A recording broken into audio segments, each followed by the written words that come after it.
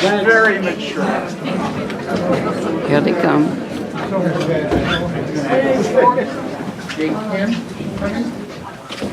I do want to express gratitude for this space. Bernal Heights Neighborhood Center is celebrating 40 years.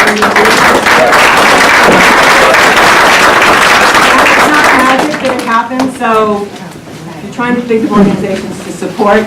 And they're completely separate from us because we're a political organization, they're a 501c3. But I would encourage you to drop them a contribution and help repay them for making their space available to the community. With that, I'm going to ask the candidates to begin their speaking. I think what we'll do is go alphabetically to start. And that would be I'm used to that. We'll start with you every single time. That's okay. All right. So 4 minutes. Thank you so much.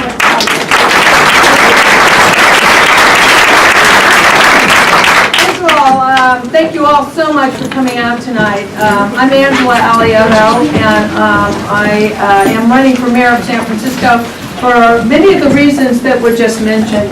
This is a critical mayor's race. Critical. It could potentially determine the next 10 years because it's a year and a half of Mayor Ed Lee's term and then 2 4-year terms. So it is extremely important that that the right person get into this office and put the city back together again.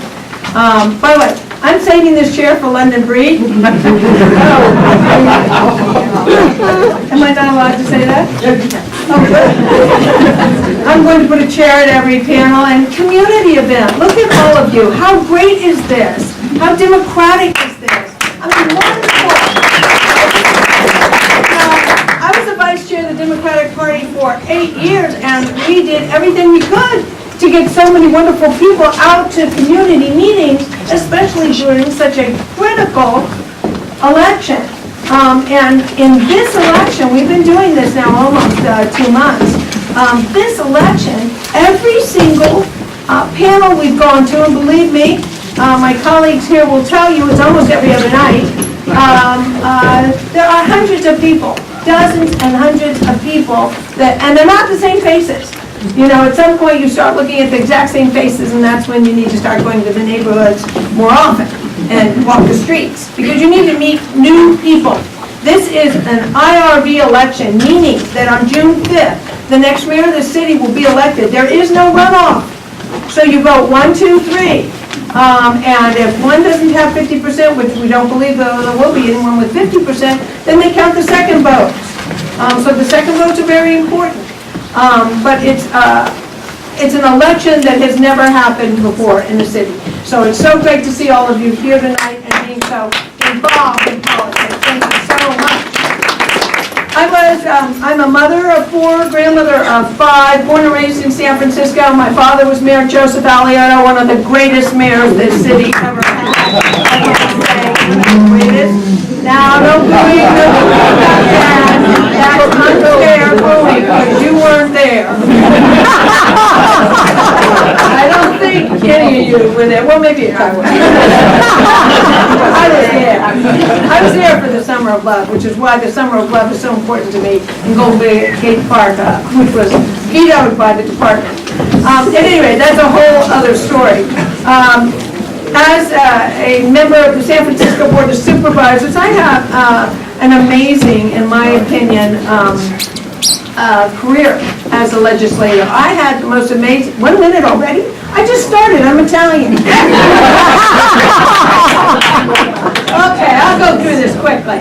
As the president of the Board of Supervisors and a member of the Board of Supervisors, we did some amazing legislation. It was in the middle of the HIV epidemic, and we legislated more federal funding for HIV than any other office ever legislated, and for gay rights, and for partnerships, which was at the time a real struggle. Harry Britt was my mentor, and he appointed me as chair of health when I first won. I wrote the sanctuary law, the original sanctuary law I wrote in 1990, And I also wrote some other amazing, like medicinal marijuana was my law. I banned cigarettes in the workplace. It's a phenomenal legislation that went nationwide. I did the needle exchange legislation, which is at a time when people were dying from using other people's needles, and it was an exchange. It meant you take one back and you give a clean one. The DPW for the last 10 years has been giving, time's up, giving needles and not taking them back. That has to change. Let me just say quickly, the soul of our city is being torn away. And if you don't put someone in that office for the mayor's race who loves this city very much, we're going to be very, very sorry.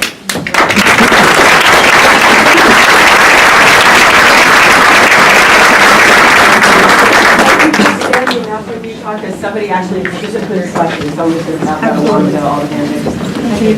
Sure. Thank you, Amy. Good evening, everyone. I'm Mark Leno, and thank you for participating in this exercise in democracy. I have been a small business owner here in San Francisco for the past 40 years, as well as having served on the Board of Supervisors for 4 years, the State Assembly for 6 years, and the State Senate for 8 years. And when I came to San Francisco in 1977 as a young 25-year-old queer Jewish boy looking for a safe place to land, San Francisco opened its arms and welcomed me and provided me with opportunities, basic opportunities like renting an apartment, being able to start a business, to work hard and to succeed. And today those opportunities are really slipping away. And so I am running for mayor because our time is now for a new direction at City Hall. Our crises of homelessness and housing affordability and availability, property crime, mess on our streets, it's all out of control. And we need a mayor who is going to think big and think differently and think regionally and reject cynicism and then demand results. Results like I was able to accomplish when I was in the legislature. I was able to amend the Ellis Act to exempt SROs, protecting 12,000 of San Francisco's most vulnerably housed from eviction. California's minimum wage to $15 an hour, first state in the country, lifting 2 million Californians out of poverty, giving a wage to over 5 million. And then also bringing home $120 million to save Community College of San Francisco in the depths of our accreditation. As well as $500 million to expedite the construction of 3,300, yes, 3,300 affordable housing units at Mission Bay, Trans Bay, and Hunters Point Shipyard. So I will be announcing tomorrow a very detailed plan so that we will, and this is a commitment, end street homelessness by 2021. And we can do it if we set our mind to it, if we make it a top priority, and then we put our money where our mouth is, we can finally turn the corner and make sure that those living on our street are treated humanely and have a roof over their head, and thereby also helping our small business owners and our neighbors who have to live with the challenges that having 3,500 people living where they should never have lived anyway, and that is on the streets. So I've also, I want to thank all of my colleagues, fellow candidates here, for signing our fair campaign promise. And in that promise, we denounce and renounce and reject any super PAC spending on my behalf or against any of my opponents.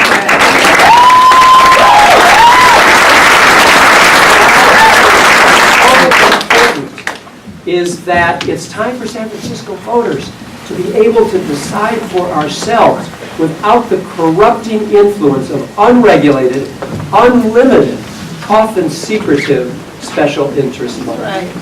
So unfortunately, one candidate is not. There are already 2 super PACs formed on her behalf. and we don't want to see this turn into a nuclear escalation where someone's now going to come to defend one of us after we want to put this out from the start. Thank you all for being here. Thank you.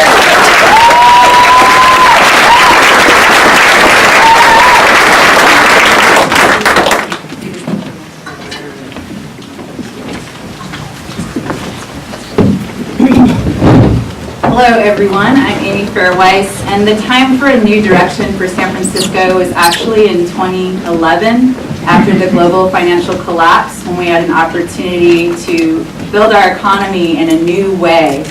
And unfortunately we missed that opportunity when John Avalos came in second with about 35% of the vote.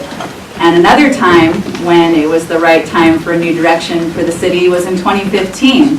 And that is why I stood up with other candidates, including Francisco Herrera, and we challenged Ed Lee and the direction of the city. And unfortunately, my fellow candidates didn't join me at that time, but we could have done it, because guess what? 3 candidates using ranked choice voting that were relatively unknown, we got 35% of the vote together, and part of that was with this group endorsing us, so thank you for that. I'll tell you a little bit about myself. My parents moved, I was born in 1977 in Berkeley at Alta Bates Hospital, and my parents moved to San Jose 6 months after I was born, and they were able to buy a home on the salary of a union appliance salesman at Western Appliance and a part-time nurse for $70,000 in 1977. Now that home is worth $1 million today. I was the first generation of my family to go to college. I went to De Anza Community College. I learned critical thinking for the first time. Didn't learn that in high school or for the family. And then ended up going to UC Santa Cruz and dedicating my life for the next 15 years to service in different ways in a variety of fields, from mental health, transitional housing, leadership and development, harm reduction. So I've worked in these programs, I've built and developed these programs, I've evaluated these programs. Then I went back to school. I moved to San Francisco in 2007, and I went back to school at SF State for a master's degree in organizational development. While I was there, developed a program that connected graduate students with local nonprofits, because I hate to do anything just as an exercise. I want it to count. And so with that, we were able to create this program that focused on program evaluation and planning with nonprofits. And Shimon Walton, who's running for District 10, his organization actually participated in that first batch, and it's been offered 3 times since. So then in 2011, never been involved in local politics before, but the Chase Bank fiasco on Divisadero happened, where Ed Lee's Department of Planning allowed for the ability to demolish or to take 3 storefronts with 2 local businesses and collapse them into one for a Chase Bank to move in. And I said, wait. Aren't they complicit in that whole global financial collapse thing? And why is it that they're getting the red carpet rolled out for them? So my neighbors took me under their wing, including Dean Preston and Gus Hernandez, taught me the zoning code. I said, you know what, if we're going to actually make sure that we're focused on anti-displacement and inclusionary sustainable growth, we have to become the developers. So 3 things really quick. Don't accept anything less than a candidate who says that they will commit to stabilizing our encampment crisis of 3,000 to 3,500 people on our streets by June 2019. Don't accept anything less. I have a plan for it. We can do that. We need to prevent tech boom displacement 3.0 that's currently going to happen with the Central Soma plan. We need a plan for citywide development. The third thing, I've created something I call an outcomes tracker. It is so important that we have measurable outcomes, that we are tracking the progress of whoever becomes our next mayor. Remember, I love program evaluation. I love being able to create measurable goals. So let's make sure that whoever becomes mayor, I've created 12 categories so far with 42 different points that we can track progress on. Because guess what? It's complex. There are many different issues with this. So you can get to that at weissformayor.com. Excited to share this night with you. Thank you.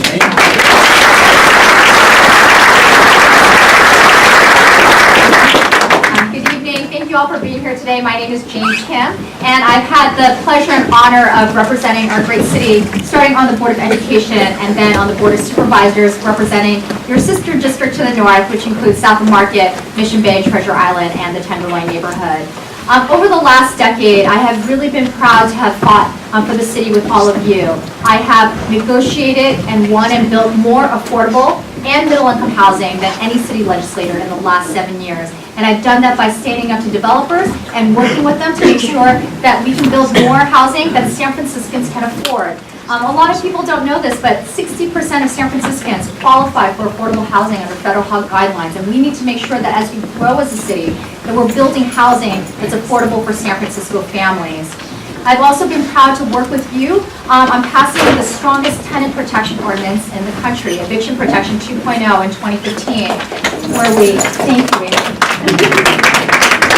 where we vastly reduced low-fault evictions throughout the city that were fueled by speculation for people painting their bedroom walls, leaving their bikes in the common area, and for the first time ever instituted vacancy rent control when a landlord institutes an owner move-in to ensure that they're not doing a fake owner move-in in order to put it out on the market 6 months, a year later for $5,000 more. I've also been the education candidate over the last couple of years. I started out on the Board of Education.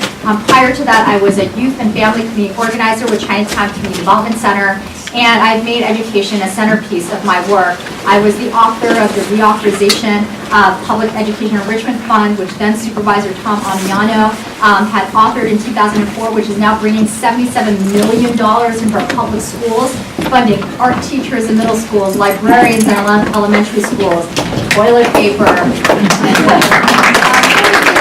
things that we lost via Proposition 13.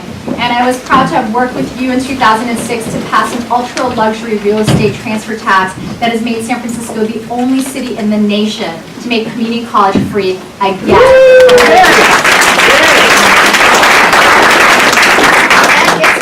We saw a 51% increase in enrollment of San Francisco residents just in the first semester. And we are hiring faculty again. Classrooms are filling. And what's even greater is that in this semester, the enrollment has continued to go up, showing that it's not just the initial excitement of Free City College. And I want to work to ensure that that program becomes permanent and that we extend it to the summer semester, which I was not able to win in negotiations with the mayor last year. I also have a measure on the ballot this upcoming June 5th to make childcare affordable for every single family in San Francisco. We're very lucky. It's Proposition C for childcare. I don't know how we got that, but we did. I hope you'll be voting for it. We have one of the lowest taxes on commercial landlords in the country at 0.3%. Oh, okay. I was like, oh. And we are doing a 3.5% increase, raising it still below the rate of New York City, which has a tax rate of 4 to 6%. And we will be raising $140 million to make San Francisco's single largest investment ever in early childhood education. And it will take 2,500 low-income and homeless families off the wait list immediately into a child care slot.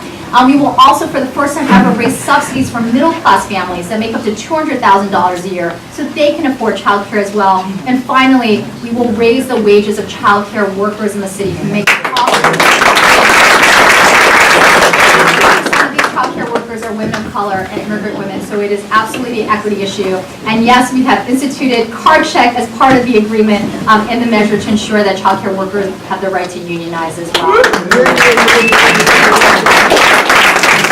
I am running for mayor because I believe that there is much, much more work to be done. And I think one of the single most important things that we can be doing in San Francisco today is regrowing and supporting our middle class again. The middle class in San Francisco used to make up 45% of the population. It has now declined to 33% and has declined probably even more in the last 5 years. And by the way, middle class is a large group. It's families that make between 50 and 150,000. Oh, it went from a minute to time's up. But anyway, part of my platform is that we reinvest in the very social infrastructure that has allowed our city to grow middle class at one point, and I want to do that again here as mayor. Thank you very much.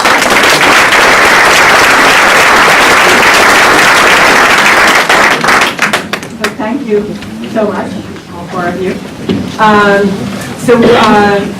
Laurel and Yanina and Allie have been collecting questions, and I think they've pulled out 5 questions to start with. I think that's probably about as much time we have. We're going to give each person 2 minutes to respond, and we'll go in backwards alphabetical order. So Amy goes first, and you can work out the rest of the alphabet. Okay. And What is your position on Scott Wiener's transit housing bill, SB 827? If you oppose, what is your proposed alternative? So it seems like it's going like where the Scott Wiener's putting out this bill to shake us all up right now and say, oh my God, 8 stories all throughout San Francisco? No, but then that's preparing us to do something in between, and that's a classic negotiating tactic, right? This happened with the tasers, where the POA said, hey, we're gonna put this on the ballot, and then Chief Scott said, no, we actually have to approve it before then. And so it's this good cop, bad cop type of thing. So let's think about it that way. This idea of upzoning and increasing density near transit hubs, great idea. But what we need to do is make sure that we have anti-displacement measures that are very strong in this, and also that we have inclusionary that is going to make it worth it for us to be able to actually balance out our regional housing needs. And so I am saying that it is imperative that in any upzoning and increased density, we have 50% affordable that is stratified from 15% to 120%, that 50%. And so it makes it easier to pencil out, but we do need financing mechanisms that are different than what we currently have in order to do this. I have some ideas about that. But one thing that I would like us to think about is that instead of the 8 stories and anywhere in the city, let's truly go by these, places that have single family housing, RH1 zoning, that's near BART stations. And what we could say is that you don't need a conditional use hearing to demolish a single family home if there's never, ever, ever been an owner move-in eviction, there's never been an Ellis Act eviction, there hasn't been a vacancy of more than a year. And one of those units that you can build up to maybe 4 stories, one of those units has to be affordable. So that is an exciting proposition for us. And remember, the Central Soma plan, it has a 5-to-1 at best odds of housing, jobs to housing. And we need to be able to build somewhere in San Francisco if we're going to make that move forward. Thank you.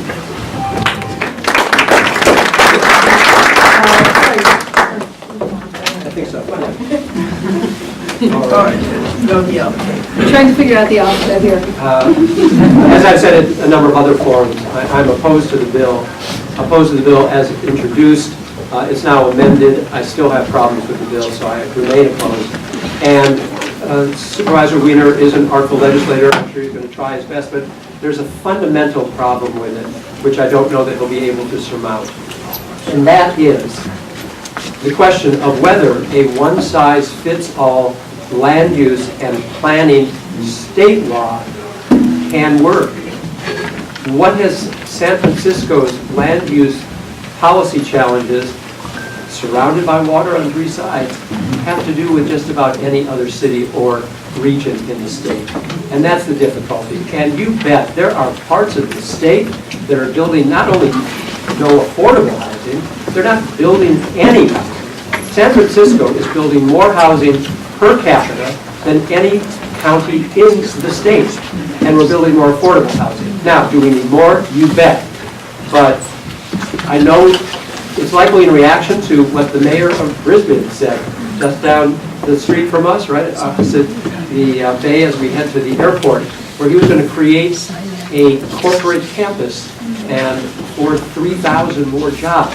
When asked where these new workers were going to live, he said, oh, San Francisco will take care of the housing. So we've got to do something about that. But aside from amending San Francisco out of the bill altogether, I don't know, and then there in the equities in Los Angeles and other places, it's very problematic. So one other thing that we can do, and I suspect we'll talk about it later this evening as well, is we're continuing to create all these new jobs. We need to have more local hiring, and not just in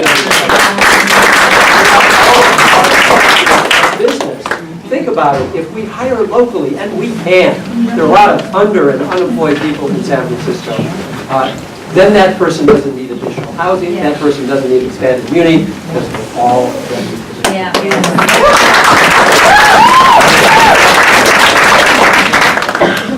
I just came out with a Medium post today on my position on SB 827, and I am opposed to it. And there's a number of reasons why. I think at a first blush, it makes sense to increase housing along transit-rich corridor, and that is exactly what I've done in the district that I represent. But I think there are a number of issues with the bill. One size fits all does not work for housing for the state of California. It absolutely does not.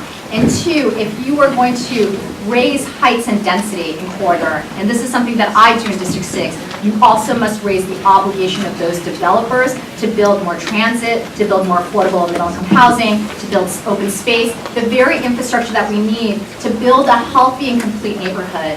Housing is just one component of that. Every time I have raised height and density, I've done that in exchange. And by the way, when we do that, we confer value to land, right? So we raise the value of the land that you own. I ask you to share that value back by building more affordable housing than you were originally required to do. And SB 827 does not do that. There's another big issue with SB 827. It disincentivizes regions that don't invest in public transit when San Francisco has. SB 827 will upzone 92% of the parcels here in San Francisco, but none of Marin or Napa or Brisbane, the regions that have not invested in public transit infrastructure. This bill will absolutely discourage regions from building the public transit that they need. What we need to do, and I serve on the Metropolitan Transportation Commission, is that we need to link more transit funding to the production of housing. We need more carrots and sticks throughout the region to make sure that if you're not building housing, then you're not going to get the funds that you need to rehab your highways. That is simply how we're going to get the rest of the region to build.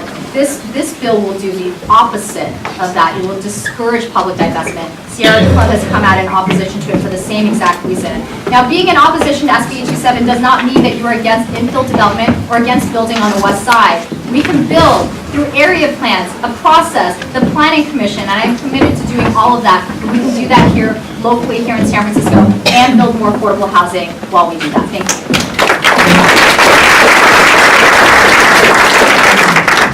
Originally, when this bill first started coming out about 2 months ago, it was already a different bill than it is today. As a born and raised San Franciscan, the concept of increasing the density to anywhere from 8 to 11 stories on alleged transit hubs, which by the way could almost be a bus line, it's really unconscionable. It just isn't thinking about city planning. Where's the infrastructure? Where are those people going to park? Who's going to take care of, now we've got this BRT issue down Geary, because we keep using Geary Street as the example for Senator Wiener's legislation, and it just becomes a nightmare. Now they're talking about taking away 30 bus stops. Who suffers from that? The elderly and the disabled, and quite frankly, people like me. And children, of course children. I am a mother of 4 and grandmother of 5, and San Francisco hardly has any families anymore. Why is that? Because we're not family friendly at all anymore. We're almost not a viable city, which is why I said originally this is such an important election. And talking about local hiring, I was the supervisor that sponsored the NBE-LBE, which is the Women's Minority Business, the minority business rules, that would say that all of this contracting that's going on in our city should be local people, they should be women, and they should be minorities, up to 16%. We are still at 4%. That was over 18 years ago. We're just at 4%. So this legislation needs a lot more thought. I'm sure Senator Wiener is very well-meaning. I get that. But could you imagine? I'm a Franciscan. I have to be, considerate of my fellow mankind. And we're the city of love. I'm trying to be nice, but he doesn't realize that you're going to have single-dwelling houses 11 stories high next door, single-dwelling 11 stories, or possibly corridors where nobody can breathe. This is the city and county of San Francisco. There's a lot of building going on. And we need to keep our city the great city it always was without making it a place that just isn't habitable. And hopefully we'll get to homelessness, because that's obviously a major issue to me. Wow.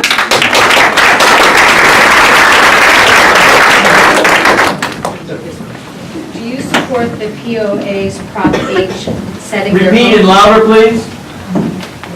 Do you support the POA's Prop H setting their own taser policy to use the weapon at their own discretion and exclude civilian oversight and the chief from making changes? If no, what will you do to oppose this measure? If yes, why? Then we'll start. I don't know that you're going to get much disagreement for this. Oh, maybe. Oh, no, Yeah. I'm here. Forgot where I was for a second. I'm here. I am resolutely opposed to this measure, and for a number of reasons. First and foremost, long before we give our police officers a new weapon, we need to institute reform. The reforms that were suggested and recommended by the Department of Justice, and that goes to the core of de-escalation training and making sure that our officers know how to calm a situation down, not how to heighten it. Wonderful interview on Terry Grossnot a few months ago of a New York City police officer who had been on the force for 30 years, the 70s, the 80s, the 90s, some tough days in New York City, and recounted that he never used his gun once. This is a true story. It sounds almost unbelievable today, but this is the way policing used to be done. So before we give a new weapon, let's make sure that there's crisis management, de-escalation training, and we know how to use the human traits that can relate and manage a difficult human situation. Beyond that, it would take the decision-making power away from the police commission, which is a very dramatic change in the way how we do business, which is the reason that our chief of police, William Scott, has opposed the measure himself. So if any rejiggering needed to be done, we have to go to the ballot.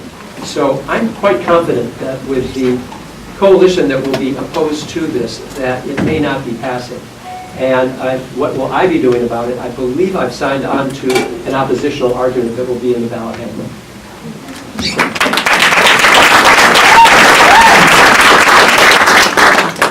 So I've already come out in opposition to Proposition H, and I had long said that before we add any new artillery to our police department, we have to really intentionally implement the reforms that were recommended by the Department of Justice for SFPD. But I have a lot of questions about tasers, especially because even locally, we recently had people that were killed by tasers in encounters with the police. So it hasn't been shown to be a tool that saves lives. What we should invest in is de-escalation tactics, culturally appropriate and language appropriate police officers that come onto the scene and can de-escalate.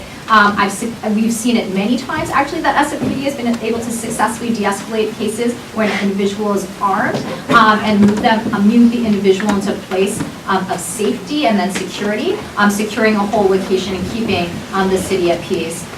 What will I be doing in opposition to Proposition 8? I also signed on to a paid ballot argument with Supervisor Amelia Cohen and other colleagues on the Board of Supervisors saying that this should absolutely not be done via the ballot box, and we'll be handing out many League of Pissed Off Voter guides and other through our field campaign, because it's not just about winning the mayor's race. We also have measures and other elected officials that are running, and we all have to win together. Thank you.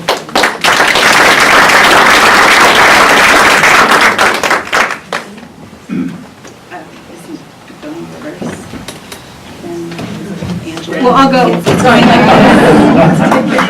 that's quickly. We were going. It gives a little diversity to the conversation also.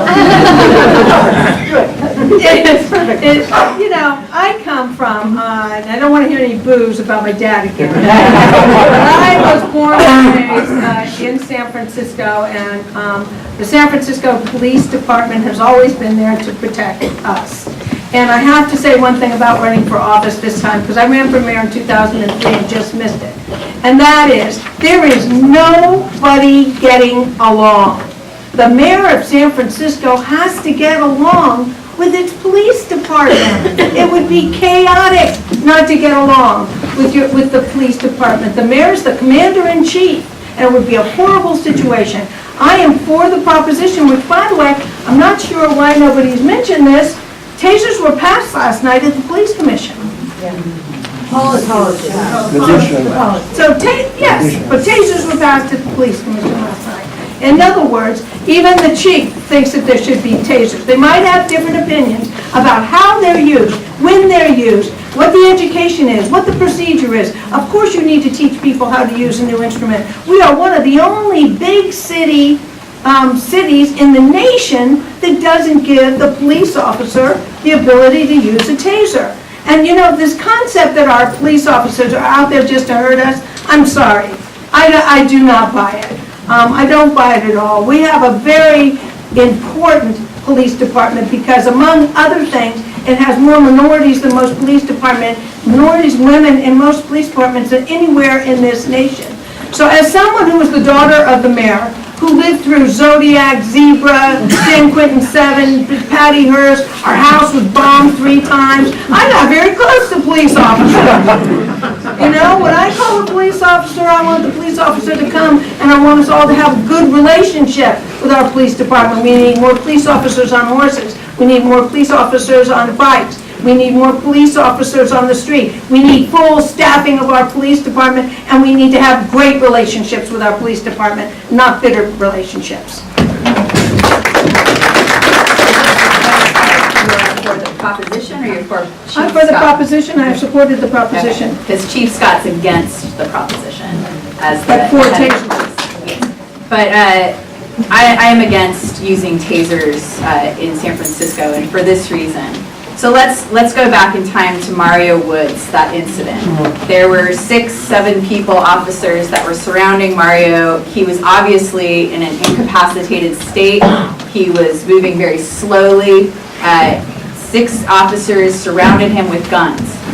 If I had been there, I would have done it differently. And this isn't just talk. I actually go to encampments late at night. I go all over the city and talk with people all the time. Why? I have street smarts, first of all. My parents raised me right. But then secondly, I've worked in a psychiatric hospital. I've gotten training in de-escalation. I actually had to restrain someone in a psychiatric hospital. None of us had guns dealing with people. So let's go back to Mario Woods. So 6 officers are standing around him and half of them have a taser pointed at him. Do you think they're going to use their de-escalation skills in that moment? Not yet, because they're not trained in it yet, right? So we want what we were talking about before is we want to make sure people have that training in de-escalation. I want San Francisco's police force to be like de-escalation ninjas, martial arts experts, right? And also nonverbal and verbal and physical. I don't want trigger-happy police officers. I want de-escalation experts. And let me tell you, I was also on the street on Market at 11:30 at night a couple months ago. And I actually filmed my interaction with a police officer because somebody came up to me and punched me in the face, completely unprovoked. And my first thought was, this woman needs help. She was carrying a sleeping bag. She was out of her mind. I called 911, and against the better advice of the 911 operator, I followed her on my bike for about 12 blocks, and I was there with the police when they arrived, and she was going to be released later that night, was the standard protocol. So if we have a stabilization plan for the 3,500 people or less that are currently on our streets, we will deal with these public health and safety issues, and we can focus on unarmed programming. Don't put more money into DPW and SFPD right now. Unarmed programming is what we need.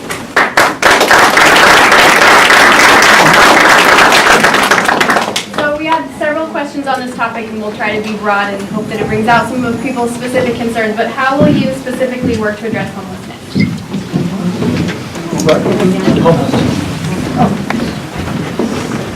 So on my first term on the Board of Supervisors, I actually took the challenge by the Coalition on Homeless to spend a night in one of our shelters. So I went through the shelter reservation system. I went to MNRC, Mission Neighborhood Resource Center. I waited online, and I got placed at next door shelter in my district in the Tenderloin, and I spent 14 hours in shelter.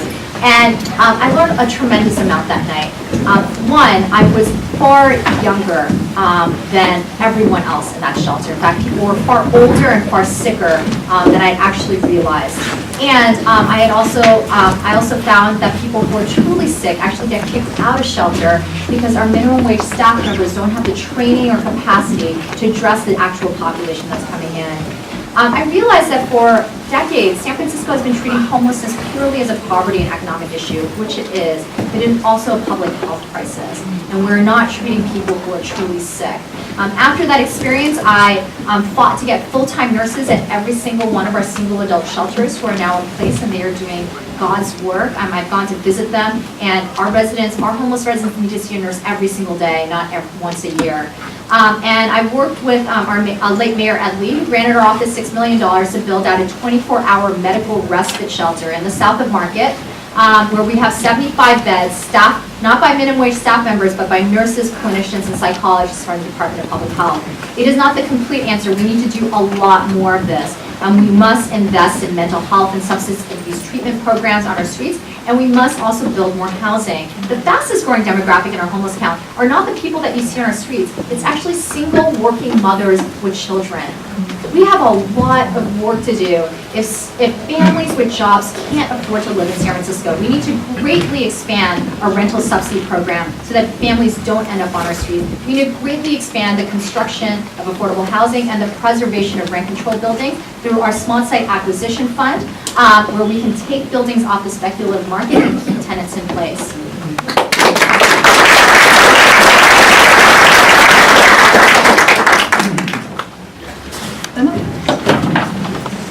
From 2004 to 2012, under the 10-year plan to end chronic homelessness, we housed 11,000 people. It was the most successful plan in the nation. And the way that we did it, I did it with Gavin Newsom, and with 60 people, I created a council, got everybody together, a coalition for the same concept of housing people in permanent supportive housing. The people that we housed in our buildings, which was over 6,000 people, in permanent supportive housing, has a lack of recidivism of 94%. That means it's a huge success, that plan. It's a huge success. And why it got dropped in 2012 is beyond me. That means that those people we put in those units, after much work, are still in those units, okay? The way we house our homeless today is disgraceful. Shelters should be closed. I've spent many nights in shelters. I've been doing this a very long time. Shelters are inhumane. If you were homeless, would you go to a shelter? No, you'd go to Golden Gate Park or someplace where you at least feel like somebody's not going to kill you in the middle of the night or hurt your children or rob everything that you own. It is disgraceful in a billion-dollar city. We are a billion-dollar city, and we have all these poor people sleeping on our streets. It's disgraceful. And the way to do it, we have plenty of money. We don't need more money for this. We have the money. We have enough. What we're spending on homelessness, we could put homeless people at the Fairmont Hotel with breakfast in bed. But the disgrace of poverty. See, yesterday, seriously, I've been saying this for a long time. The disgrace of giving up a program that worked, that put people in a permanent. So when you take someone immediately off the street within 48 hours, you triage them. And you triage them. You know homeless people, whether they go to a permanent place or not, or whether they need hospitalization. Triple diagnosis people need rehab. Alcoholic need rehab. You know right away. I met 3 homeless people last week that I housed when we were cleaning the dirty streets. And I got housing for all 3 of them. I've never had a homeless person tell me they wouldn't come away with me to housing. Never. So when people tell you they just love to come here and abuse us, that is so disgraceful that people should even say that in this city. Wow. 3 parts to everybody's plan for stabilization over the next year. Number 1, we can and we should stabilize the 3,100 or so people that are currently living on our streets.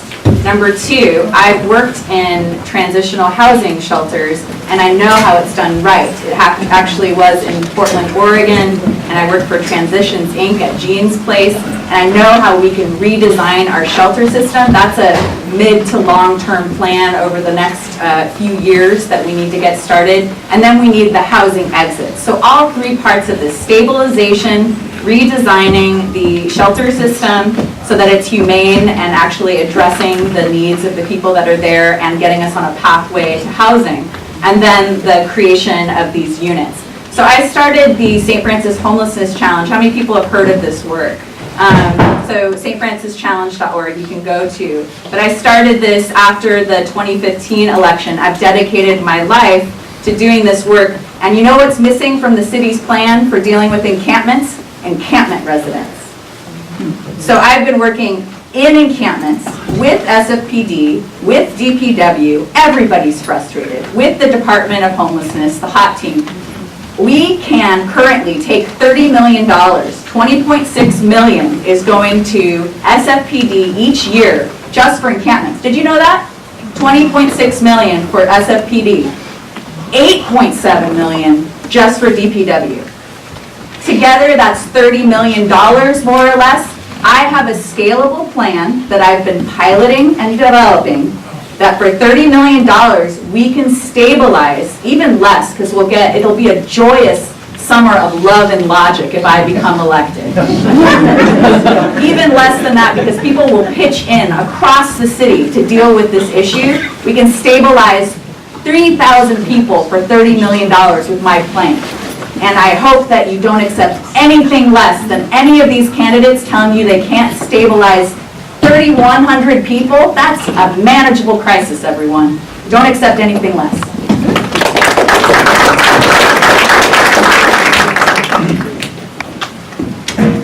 So, any number of reports tell us that about 70% of those who are living on our streets today were living under a roof in San Francisco before they became homeless.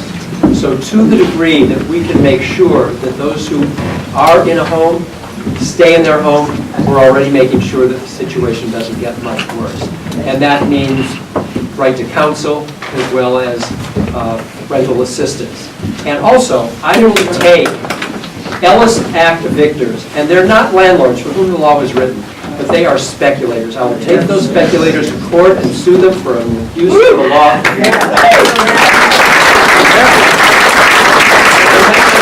As I mentioned earlier, I'll be announcing a plan tomorrow that will lay out how we will end homelessness by street homelessness, those living on our streets, by 2021.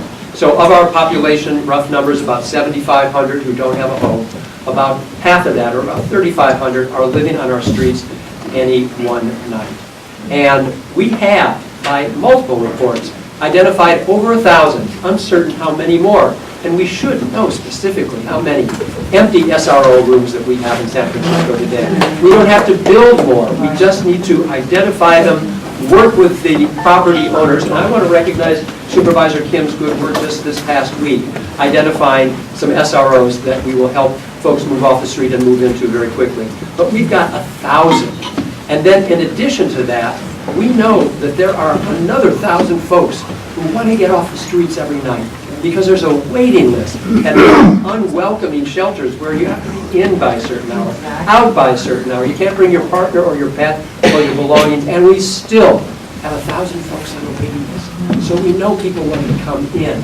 And why have we not expanded it? Now, that's not the final solution, but it will get people off the streets to end their trauma as we continue to work and provide permanent supportive housing.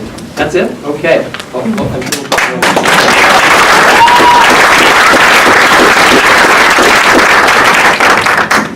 Next question is, what is your plan to bring in revenue? For example, Free City College is an incredible gift, but how do we prevent the $4.1 million shortfall from happening again? What do you mean by the $4.1 million shortfall? Where does that come from? Someone who wrote this question, how?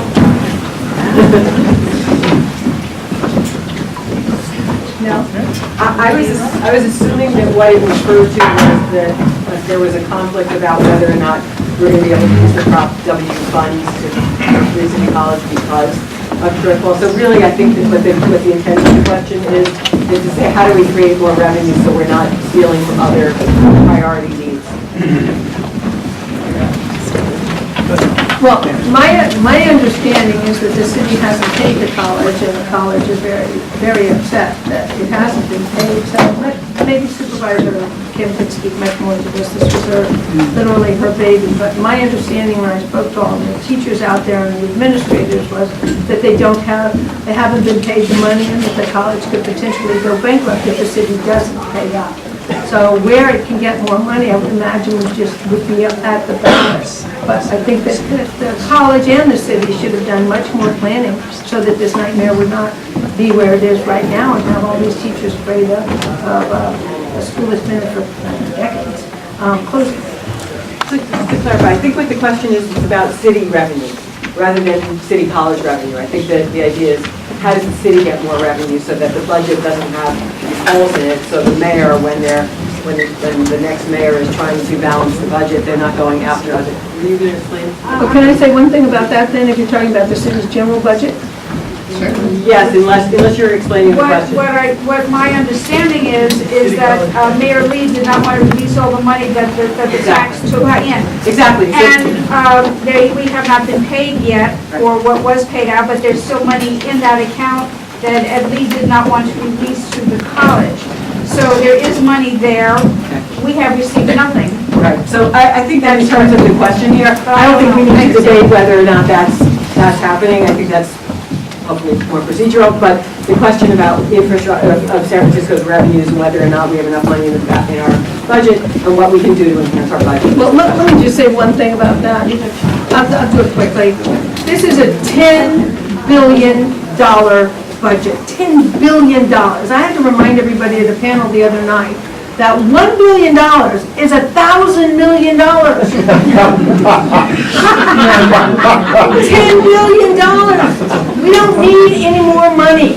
We need efficiency with the money that we have. It's one of the wealthiest cities in the world. The idea of adding more people or trying to get more taxes for more things when we have a $10 billion budget is insulting. And we have all these poor people living on the streets.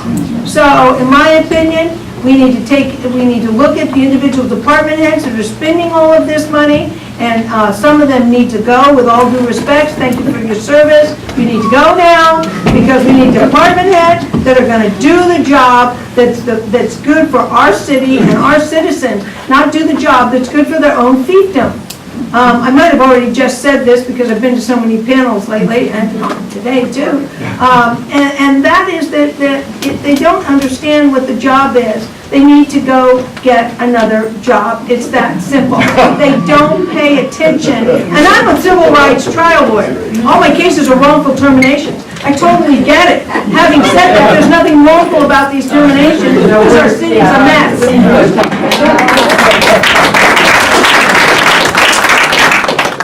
So, like Bernie Sanders, I'm a democratic socialist in the styling of the Scandinavian version of democratic socialism. What does that mean? What does that mean? That means that the Scandinavian version of democratic socialism means that what we're doing is we're saying, yes, we can have private companies, and yes, people can make money, but we make sure that all the essential needs of the residents are met first, which means that Scandinavian countries like Norway have a high GDP, and they also have a high GNH. What's a GNH, you might ask? It's gross national happiness. Isn't that part of what we say in the United States? Life, liberty, and the pursuit of happiness. Shouldn't we be measuring happiness? This small country of Bhutan actually came up with this concept of gross national happiness, and now they measure their success as a government by asking people, if you were to get into a financial crisis, how many people could you turn to for support? That's part of their gross national happiness. Remember that Donald Trump did us actually a favor if we flip the script on what he did with the corporate tax break. 35% to 21%. That was going from California corporations and San Francisco and regional corporations to the military and to the red states. Now we can take that 35 to 21% cut and say, Hey, corporations, what an opportunity to joyfully build our cities and make sure that our residents' needs are being met. Because we can actually, you're not going to actually be paying any more money, you're just going to be redirecting it locally. So there's an opportunity to do that. Well, you laugh, but there's actually, we live in a democracy, so we can write the script, can't we not? We can write the script about how we do this. And so it's important for us to get financing mechanisms, and this isn't just some pie in the sky thing. I actually have ideas about how we can implement and get this money and capture it to use it for these needs, and Jane Kim and Mark Leno and Angela Alioto has already demonstrated that. So we can do this. Thank you.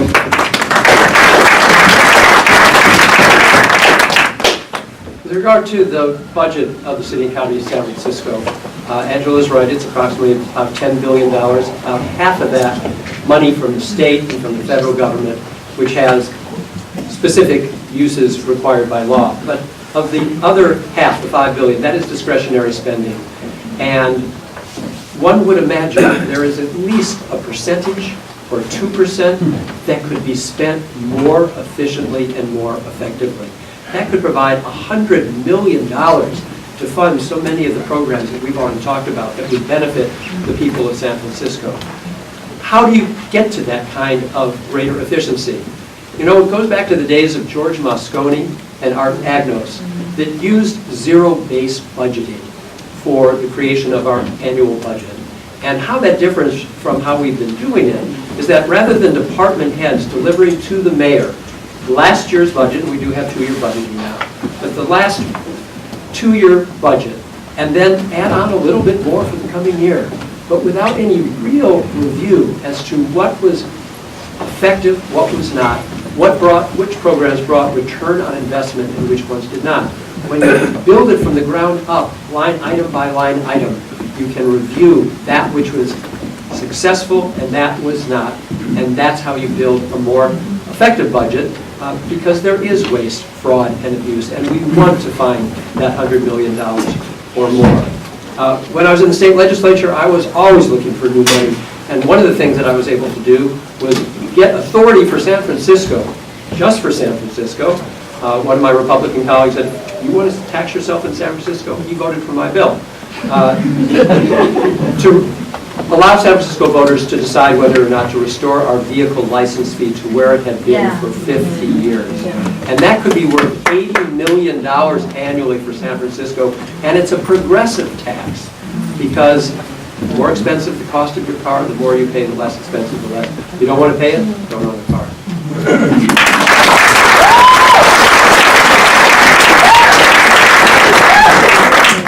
Because it's my baby. I don't have other babies, but I'll take this one. I'll address the question. So, Proposition W, ultra luxury real estate transfer tax, very modest increase of 0.5. Buildings that are worth $5 million and above, and we create a whole new category for buildings $25 million above.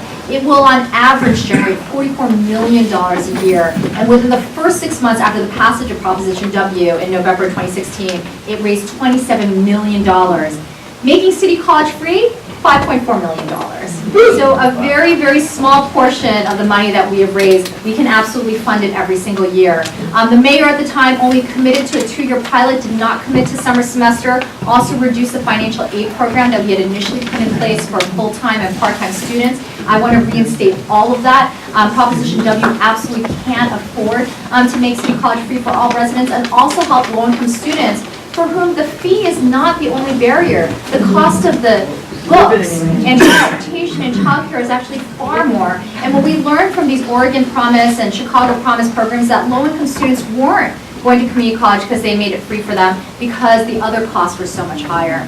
So there's a number of things that we need to do to truly make our promise of free city college happen. I'm pretty confident that the candidates sitting here today will commit to that, and we must do that. Now, I did also mention it's a volatile revenue source. Last year I fought to get $1 million put into the reserve, because we knew last year was an up year. Every year we need to put money into the reserve funding so that on down cycles we can continue to ensure that City College is free for all of our residents.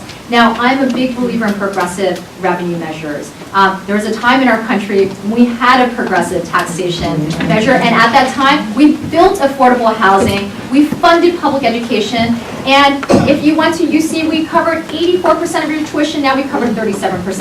And community college was free. It used to be free, we just made it free again. It was free until 1983.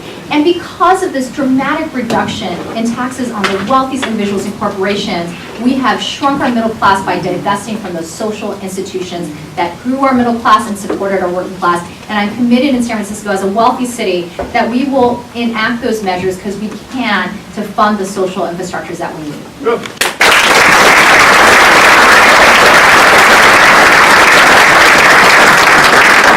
So we have one final question, and we'll maybe, just in the interest of time, we could just do a single minute on this one. This is speed round. And the question is, How are you different from the other candidates? Well, one thing, I'll build on the last question. I have the slogan, tighten from the top to bolster the base. And so as mayor, it's not just a ploy. I will take $200,000 of that raised salary that Ed Lee gave himself, and I will put it back into a pool until everybody who's contracted or subcontracted or an employee for the city is earning a living wage and actually able to do their programming.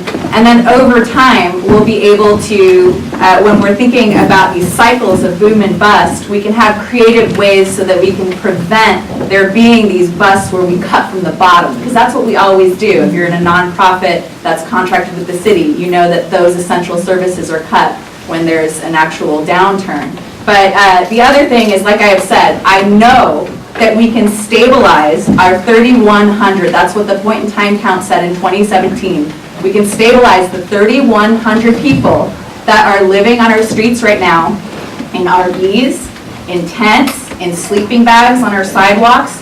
3,100 people. Are you with me, everyone? We can do this over the next year. I have a plan. I don't hear any applause for stabilizing our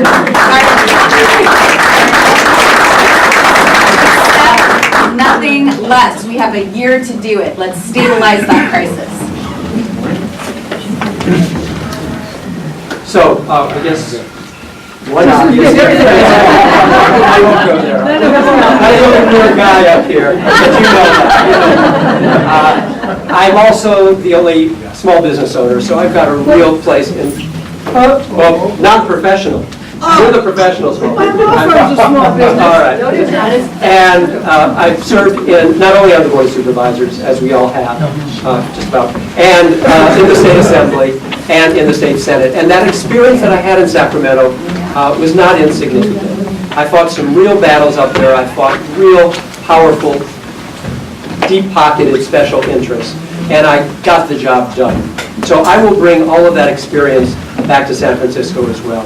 But I do want to say to you that if you are as frustrated as I am with the direction of this city and with all that is going on in terms of homelessness and affordability and property crime and car break-ins and house break-ins, then join me and look for a new direction.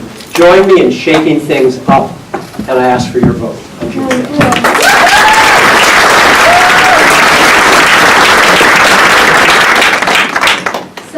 I believe my track record sets me apart. I've been one of the most prolific legislators on the Board of Supervisors, and in fact, for many years, I'm the top legislator on the board, passing legislation that I think matters to the working and middle class residents of San Francisco. I've also spent the last 11 years serving here locally on the Board of Education and on the Board of Supervisors, and have built up a track record of building more housing and also greatly investing in our public education system. I'm running for mayor because I believe that we here in San Francisco can do more, because we are not just a liberal city, we are also a wealthy city, which means that we can afford to enact dream policies that other municipalities can't even fantasize. We made City College free. Oakland can't make Laney free. We have the wealth and the base to be able to raise revenue, to actually demonstrate to the rest of the country what it means to invest in housing and education and healthcare again, and what the outcomes of that means. And I hope 5 years from now, we'll be able to demonstrate to the rest of the country what it meant to make City College free again, and why everyone else should be making the same investments as well. I believe that we need to turn the tide on what we're seeing here in our city, in our shrinking middle class and the growing wealth. We need to reverse that trend, and local government can play a role in that.